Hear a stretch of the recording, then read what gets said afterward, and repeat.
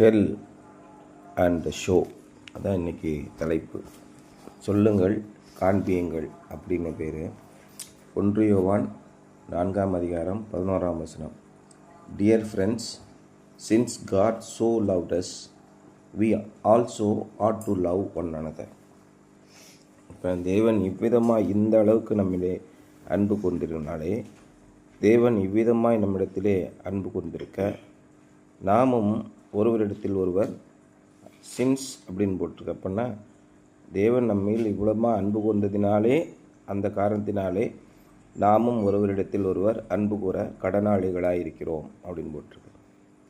A Salvation Army worker found a derelict woman alone on the street and invited her to come into the chapel for help, but the woman refused to move. ரொம்ப ஒரு எந்த விதத்திலையும் உதவியே கிடைக்காத ஒரு பெண், அபலை நிலை அப்படின்னு சொல்லுவாங்க, தெருவில் நின்று கொண்டிருக்கிறார். அவரை இந்த சால்வேஷன் ஆர்மின்னு ஒரு இவாஞ்சலிக்கல் குரூப் இருக்காங்க, ரட்சணிய சேனை அப்படின்னு. அவர் கூப்பிட்ருக்காரு, வாங்க நீங்கள் இந்த பண்ணுங்க, சர்ச்சுக்கு வாங்க, நாங்கள் உங்களுக்கு ஹெல்ப் பண்ணுறோம் அப்படின்னு சொல்லியிருக்காங்க. ஆனால் the woman worker assured her, we love you and want to help you. நீங்கள் வாங்க, உங்களுக்கு எல்லா உதவியும் நாங்கள் செய்கிறோம், ஏன் இப்படி தெருவில் அபலை நிலையில் இருக்கிறீங்க அப்படின்னு அந்த அம்மா சொல்லியிருக்காங்க.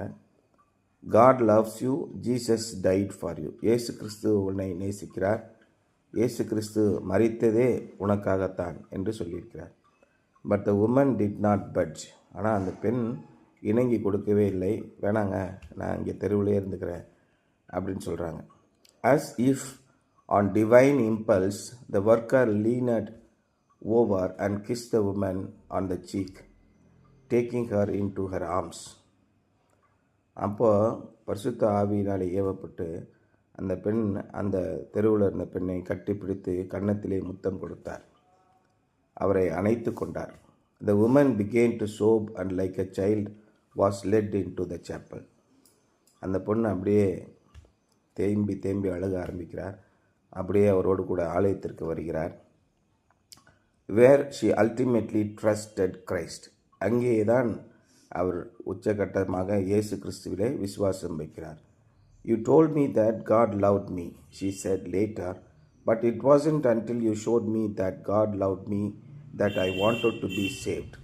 ஆனால் நீங்கள் என்னை அரவணைத்து உங்கள் காரியத்தின் மூலமாக, உங்கள் செய்கையின் மூலமாக இயேசு கிறிஸ்து உண்மையிலேயே என்னை நேசிக்கிறார் என்று காண்பிக்காத வரைக்கும் என்னால் அதை நம்ப முடியவில்லை என்று பிற்காலத்திலே அவர் சொல்லியிருக்கிறார். Jesus did not simply preach the love of God. Yesu Kristu தேவனின் அன்பை மட்டும் இயேசு கிறிஸ்து பிரசங்கித்து விட்டு போகவில்லை. He proved it by giving his life on the cross. சிலுவையிலே தன்னுடைய உயிரை கொடுத்து அதை நிரூபித்து காண்பித்து விட்டு போனார். He expects his followers to do likewise.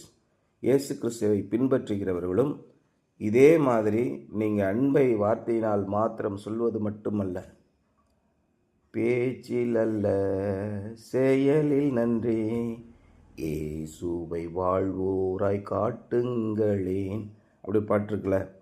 அது மாதிரி நாம் பேச்சில் மட்டுமல்ல, நம்மை சுற்றி நிறைய பேர் நம்மளை பார்த்து கொண்டே இருக்கிறார்கள். அவர்களுக்கு துன்பமான நேரத்திலே நீங்கள் உதவி செய்ய வேண்டும் அப்படின்னு தான் இது முக்கியமான கருத்து.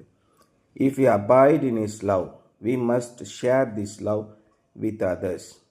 நாம் இந்த அன்பிலே நிலைத்திருந்தால் நாம் இந்த அன்பை மற்றவர்களோடு பகிர்ந்து கொள்ள வேண்டும். In other words, as Christians there is no separation between our inner life and outer life. வேறு விதமாக சொல்லுவோம் என்றால், 2 விதமான வாழ்க்கை நாம் வாழக்கூடாது. நிறைய பேர் என்னன்னு கேட்டிங்கன்னா, மேடை பிரசங்கத்தில் ஒரு மாதிரி பேசுவாங்க, கவனிச்சிருக்கீங்களா? கீழே வந்தோடனே வேறு மாதிரி பேசுவாங்க. சர்ச்சை விட்டு வெளியில் போனோடனே வேறு மாதிரி நடந்துப்பாங்க. சர்ச்சுக்குள்ளே வந்தோடனே வேறு மாதிரி நடந்துப்பாங்க. அந்த மாதிரி நீங்கள் செய்யக்கூடாது. In other words, as Christians there is no separation between our inner life and outer life. Yesu Kristu உன்னை நேசிக்கிறார் என்றால் அந்த அன்பை நீங்கள் காண்பிக்க வேண்டும், செய்கையிலே காண்பிக்க வேண்டும். நம்ம சர்ச்சுக்கு போகிறோம், ஆண்டவர் மீது, இயேசு கிறிஸ்துவின் மீது நீங்கள் அன்பாக இருக்கிறீர்களா? இயேசு கிறிஸ்து கூப்பிட்டு கேட்டாரா? பேதுருவின் இடத்துல கூப்பிட்டு இயேசு கிறிஸ்து கேட்டார், யோனாவின் குமாரனாகிய சீமோனே, நீ என்னை நேசிக்கிறாயான்னு கேட்டார். அதுக்கு சீமோன் என்ன சொன்னான்? ஆமாம் ஆண்டவரே, நான் உண்மை நேசிக்கிறேன்னு சொன்னான்.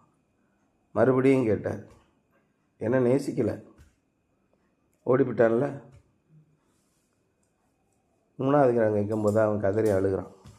ஏன்னா என்னால் முடியல, என்னால் நேசிக்க முடியாத சில தருணங்கள் என்னிடத்தில் இருக்கின்றன அப்படி என்பதை அங்கே தான் உணர்றான். எல்லாரும் இயேசு கிறிஸ்துவை நேசிக்க முடியாது. அன்றைக்கி ஐயர் சொன்னார்ல, ஞாபகத்தில் இருக்கா? நீ காணிக்கை போட வரும்போது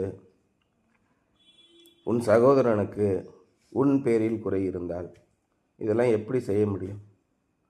உனக்கு உன் சகோதரன் பேரில் அல்ல, உன் சகோதரனுக்கு உன் பேரில் குறை இருந்தால் காணிக்கை அங்கே எதனை வைத்து விட்டு போய் உன் சகோதரனிடத்திலே மனம் திரும்பிட்டு வா அப்படின்னு.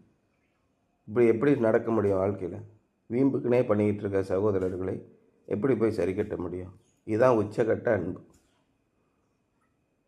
நாம் பாவிகளாக இருக்கையில் இயேசு கிறிஸ்து சிலுவையிலே மரித்ததினாலே அன்பு என்றால் என்ன என்பதை விளங்க பண்ணினார்னு எழுதியிருக்கு. அன்பு இன்னதென்று விளங்க பண்ணினார் அப்படி.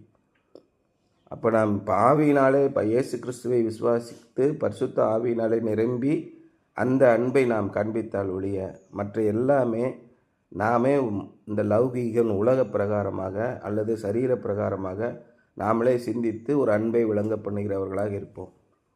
தேவனின் அன்பு அவர்களில் இருக்காது அப்படின்னு சொல்கிறார். அந்த 4ஆம் அதிகாரம் 5ஆம் அதிகாரம் முழுசாக படித்தீங்கன்னா, உங்களுடைய அன்பை நீங்கள் மற்றவர்களுக்கு காண்பிக்க வேண்டாம், தேவனுடைய அன்பை நீங்கள் காண்பிக்க வேண்டும். நம்முடைய அன்பு குறைந்தது. அப்போ அதான் பாட்டு ஒன்று இருக்கும், கணவனின் அன்பொரு நாள் அது கரைந்தே போய்விடும், நல்ல மனைவியின் அன்பொரு நாள் அது மறைந்தே போய்விடும். ஒரு படம் கூட இப்போ எடுத்தான்ல, அவன் ஒரு தீவில் போய் மாட்டிக்குவான். ஹாலிவுட் படம். 5 வருஷம் கழித்து வந்தால் உலகமே மாறி போயிருக்கோம், யாருமே அவனை தேட மாட்டாங்க. இது மாம்ச பிரகாரமான அன்பு குறைந்து போய்விடும். ஆனால் ஆவியினாலே ஏவப்பட்டு அந்த அன்பு உங்களில் நிலைத்திருக்கும் போது அதான் பரிசுத்த ஆவியானவரின் அன்பு. இந்த அன்பு நம்முடைய உள்ளத்தை நிரப்ப வேண்டும். நம்முடைய உடல் பிரகாரமான செய்கைகள் எல்லாம் வீணாக போயிடும். நீங்கள் எந்த ஒரு முயற்சி எடுத்தாலும் பரிசுத்த ஆவியினால் உதவியோடு நீங்கள் செய்யும்போது வெற்றிகரமாக இருப்பீர்கள். அப்பொழுது தான் அந்த அன்பை காண்பிக்க முடியும், அந்த அன்பை செயல்படுத்த முடியும். அதான் இன்றைக்கி முக்கியமான எனக்கு அவர் சொல்ல வர வசனம் அதான். Dear friends, since God so loved us, we also ought to love one another. அந்த அன்பை கொண்டு இயேசு தேவன் நம்மீது அன்பு கொண்டதினாலே அந்த அன்பை கொண்டு நாம் மற்றவர்களிடத்தில் அன்பு கூற வேண்டும். நம்முடைய அன்பை கொண்டு மற்றவர்களிடத்தில் அன்பு கொண்டால் அது எப்படி இருக்கும்? 2 விதமாக இருக்கும். அதான் கடைசி வரியில் சொல்கிறாரு, in other words, as Christians there is no separation between our inner life and outer life. தேவனுடைய அன்பு உங்களில் இருக்கும்போது தான். அப்போ இதில் போட்டிருக்கார், 5ஆம் அதிகாரத்தில் போட்டிருக்காரு பாரு, அன்பிலே பயம் இல்லை, பயப்படுகிறவன் அன்பை கண்டதில்லை. ஏன்னா நம்முடைய சொத்து போயிடும். ரொம்ப அன்பு கூர்ந்தோம்னா நம்ம கூட பழகி நம்ம சாப்பாடெல்லாம் எடுத்துகிட்டு விடுவான், நம்ம சொத்தெல்லாம் எடுத்துகிட்டு விடுவான் அப்படின்னு பயந்தீங்கன்னா அங்கே அன்பு இல்லை. கொடுக்கிறவர் தேவன் என்று எப்பொழுது நீங்கள் நம்புகிறீர்களோ உங்களிடத்தில் ஒன்றுமே யாரும் எடுத்துக்கொள்ள போக முடியாது. எப்பேற்பட்ட விசுவாச நிலைக்குள்ளே நீங்கள் போகணுங்கன்னா உங்களுக்கு கொடுத்த ஆசீர்வாதத்தை எல்லாம் தேவன் கொடுத்திருக்கிறார் என்று நீங்கள் எப்பொழுது நம்புகிறீர்களோ அப்பொழுது உங்களிடத்தில் ஒன்றும் போகாது. நீங்கள் உங்களிடத்தில் இருக்கிறதையெல்லாம் நான் சம்பாதித்தேன், என்னுடைய படிப்பை நான் கஷ்டப்பட்டு படித்தேன், என்னுடைய வீட்டை நான் கஷ்டப்பட்டு சம்பாதித்து கொண்டேன், என்னுடைய சொத்து சுகங்களை நானே கையிலே உழைத்து சம்பாதித்து கொண்டேன் என்று எப்பொழுது நினைக்கிறீர்களோ அப்பொழுது உங்களிடத்திலே அன்பு இருக்காது, பயம் இருக்கும். அந்த பயம் என்ன செய்யும்? ரொம்ப கஷ்டப்படுத்தும், உங்களை வேதனைப்படுத்தும். பயம் உள்ளே வந்துருச்சுன்னா அன்பு இருக்காது. அவன் எதுக்கு நம்மகிட்ட வந்து பழகுறான்? நம்ம காசை அடித்து திங்கிறக்காக பழகுறான் அப்படின்னு நம்ம நினைக்க ஆரம்பிச்சிடும். ஆனால் தேவனுடைய அன்பினாலே நீங்கள் எப்பொழுது ஏவப்படுகிறீர்களோ அப்பொழுது உங்களுக்கு எல்லாம் வெளிப்படையாக தெரியும், வெளியரங்கமாக தெரியும். தேவனுடைய வல்லமையினாலே உங்களுக்கு கல்வி கிடைத்தது, தேவனுடைய வல்லமையினாலே உங்களுக்கு வியாபாரம் கிடைத்தது, தேவனுடைய வல்லமையினாலே உங்களுக்கு ஆசீர்வாதம் கிடைத்தது. அதான் அன்னைக்கு ஆண்டவர் வசனம் கொடுத்தது என்னென்னா, கர்த்தருடைய ஆசீர்வாதமே ஐஸ்வர்யத்தை தரும், அதனோடே அவர் வேதனையை கூட்ட மாட்டார். மற்ற ஐஸ்வர்யங்கள் வரும், அது தேவனுடைய ஆசீர்வாதம் இல்லாத ஐஸ்வர்யங்கள். அங்கே பயமும் நடுக்கமும் வேதனையும் துன்பமும் இருக்கும். இதான் ரெண்டுக்குள்ள வித்தியாசம். கர்த்தருடைய ஆசீர்வாதத்தினாலே நீங்கள் ஐஸ்வர்யத்தை பெறும்போது, நீங்கள் செல்வந்தர்களாக மாறும்போது, அங்கே உங்களுக்கு துன்பம் இருக்காது, அங்கே பாடுகள் இருக்காது, பயம் இருக்காது, கலக்கம் இருக்காது. நீங்கள் 2 விதமான வாழ்க்கை வாழ வேண்டாம். நீங்கள் ஆண்டவருக்குள்ளாக ஆவியினாலே நிறைந்து, படிப்பில் பிரச்சனையா, ப்ரொஃபஸர் பிரச்சனை பண்ணுறாரா, ஆண்டவர்கிட்ட சொல்லுங்கள். ஆண்டவர் எப்படி மாற்றுகிறார் என்று பாருங்கள். அவருக்கு மேலே ஒரு ஆள் கூட கிடையாது. He is ultimatum. அவர் தான் அல்டிமேட். வானமும் பூமியும் அதிகாரங்களும் துரைத்தனங்களும் அவருடைய கையிலே இருக்கின்றன. ஒருவனை தாழ்த்தி ஒருவனை உயர்த்துகிறார். அதனால் நீங்கள் எதுக்குமே கவலைப்பட வேண்டாம். அப்போ அன்பு இருந்தால், இது கிறிஸ்துவின் அன்பு உங்களை நிலைத்திருந்தால் நீங்கள் பயப்படவே மாட்டீங்க, கவலைப்படவே மாட்டீங்க. நான் எங்கள் அப்பாட்ட போய் சொல்லுவேன், இப்போ முதலமைச்சர் உங்கள் அப்பாவாக இருந்தால் இப்படி என்ன செய்வீங்க? அவனுக்கே தெரிஞ்சு போயிடும். அவன் போய் அவங்க அப்பாட்ட ஏதாவது சொல்லி போட போகிறான், ஐயா பேசாமரியா இப்படிமா. உண்மை தானே? இப்போ வானத்தையும் பூமியும் படைத்த சர்வ வல்லமையிலே தேவன் உங்களுக்கு அப்பாவாக இருக்கிறார். நீங்கள் எதற்கு பயப்படணும்? எதற்கு கவலை கொள்ள வேண்டும்? தேவனுடைய அன்பு உங்களிலே நிலைத்திருக்கும். நீங்கள் வெற்றியின் மேல் வெற்றியடைவீர்கள். யாராவது உங்களுக்கு எதிர்த்து வந்தால் முழங்கால் படிட்டு ஜெபியுங்கள். ஆண்டவருடைய வசனத்தின் மூலமாக அவருடைய பதிலை தேடுங்கள். விடாப்பிடியாக ஆண்டவர்கிட்ட சொல்லுங்கள். நேற்று நான் சர்ச்சில் போய் ஜெபம் பண்ணும்போது ஒரே ஒரு விஷயத்தை மட்டும் நான் புரிஞ்சுக்கிட்டேன். நாம் கேட்ட எதையுமே அவர் தட்டவில்லை. இந்த நாட்கள் வரைக்கும் நாம் அந்த ஆலயத்திலே முழங்கால் படிட்டு ஜெபித்த எதையுமே, விண்ணப்பத்தை கேட்பவரே, என் கண்ணீரை காண்பவரே, ஜெயம் தருபவரே, ஸ்தோத்திரம் ஏசையா. அந்த ஆலயத்திலே போய் நான் ஜெபித்த எதையுமே, என்னிடத்திலே வருகிறவனை நான் புறம்பே தள்ளுவதில்லை அப்படிங்கிறார். யாராக இருந்தாலும் சரி, என்கிட்ட வந்துட்டேன்னா அதெல்லாம் செய்ய முடியாதுப்பா, நீ பண்ணதுக்கெலாம் சும்மா நீ கேட்குறதெல்லாம் செஞ்சிட்ருக்க முடியாது அப்படின்னு சொல்லவே இல்லை. நாம் எதை கேட்டாலும், நாம் அவருடைய சித்தத்தின்படி எதை கேட்டாலும் அதை அவர் நமக்கு தருவார் என்பதே நாம் அவரில் வைத்திருக்கிற அந்த உத்தரவாதம், விசுவாசம். அவர் உள்ளபடியே அதைத்தான் செய்கிறார். நாம் தேவனுடைய ஆலயத்திலே போய் கேட்டு இந்த காரியத்தை அவர் எனக்கு செய்யவில்லை என்று ஒன்றுமே இல்லை. நான் நேற்று யோசனை பண்ணி பார்க்குறேன், எவ்வளோ ஜெபம் பண்ணுறோமே, இதெல்லாம் நடந்திருக்கான்னு பார்த்தோம்னா எல்லாமே நடந்திருக்கு. 100% ஃபுல் ப்ரூஃப்.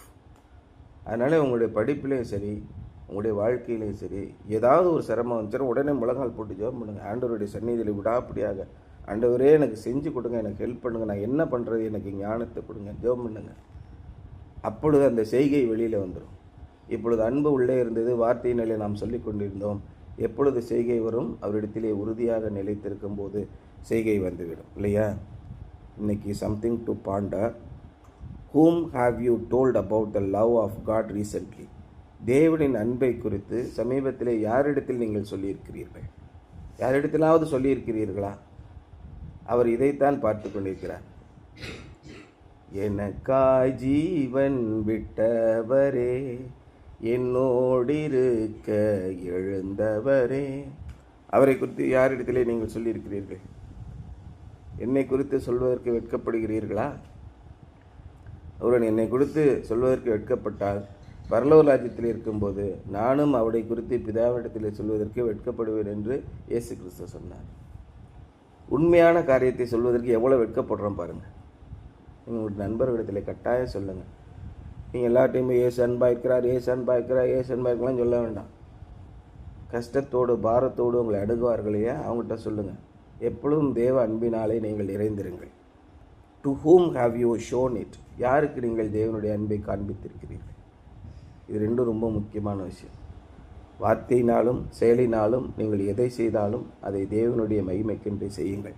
இதான் நம்முடைய டார்கெட் இன்னைக்கு சிந்தனை வசனம். ஓகேயா?